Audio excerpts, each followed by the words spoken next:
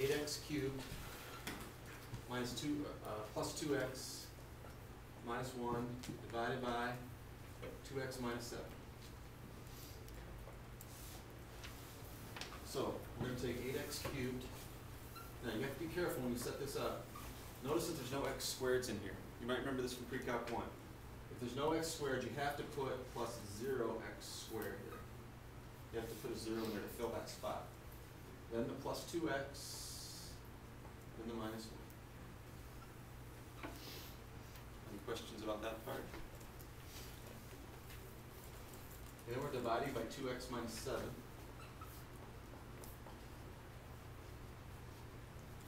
So I start by doing this. What's 8x cubed divided by 2x?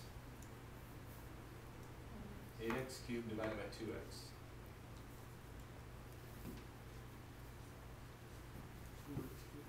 4x squared, right? Yep. That'd be 4, subtract exponents, 4x squared. Put it above the 0x squared. Keep things lined up before you buy exponent. Multiply 4x squared times minus 7, you get minus 28x squared. Multiply 4x squared times 2x, you get 8x cubed. Next we subtract, or instead of subtracting, you can add the opposite, which means the 8x cubed will cancel and you'll get a positive 28x squared here. Any questions about that first step? All right, next, you take 28, oh, gotta bring down the 2x, I almost forgot. Next, I take 28x squared divided by 2x.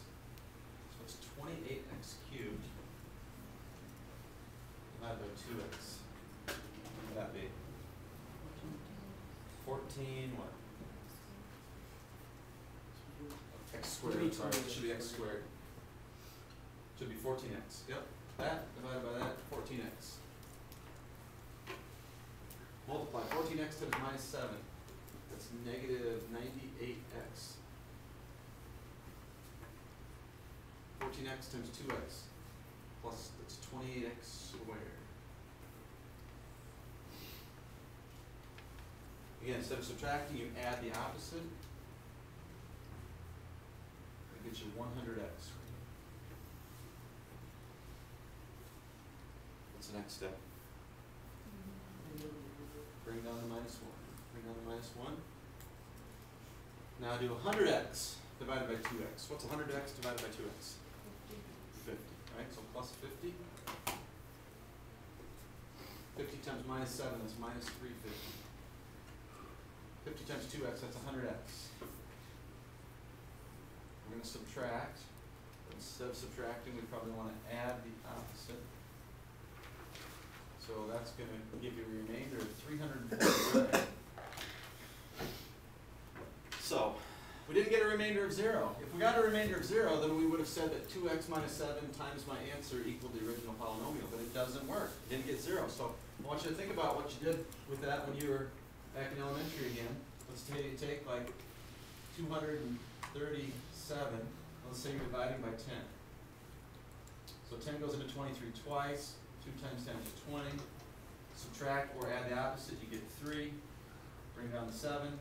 10 goes into 37 3 times. 3 times 10 is 30. Remainder is 7. So what we just did, we did 237 divided by 10. I could say that's equal to what mixed number? 23, remainder what? Or, and 7 tenths, right? So when you can take your fraction and divide it, and then you're going to take your answer plus your remainder over what you're divided by. This would be like 23 plus 7 tenths. So for this one, I'm going to take my answer, 4x squared plus 14x plus 50 plus my remainder, which is 349,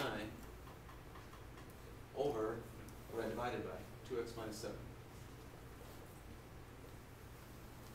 That's your answer for number 3. 3A. So it's kind of like, instead of writing this fraction this way, we can do some dividing and rewrite it as a mixed number. That's really what's going on here too. Instead of just dividing the normal way, we can rewrite it as kind of a mixed polynomial, where you have a polynomial plus this rational part with the variable in the denominator. Now 3b, is 2x minus 7 a factor of this polynomial? What would you say, yes or no? No, why not? The remainder wasn't 0. Right. Because the remainder was not 0.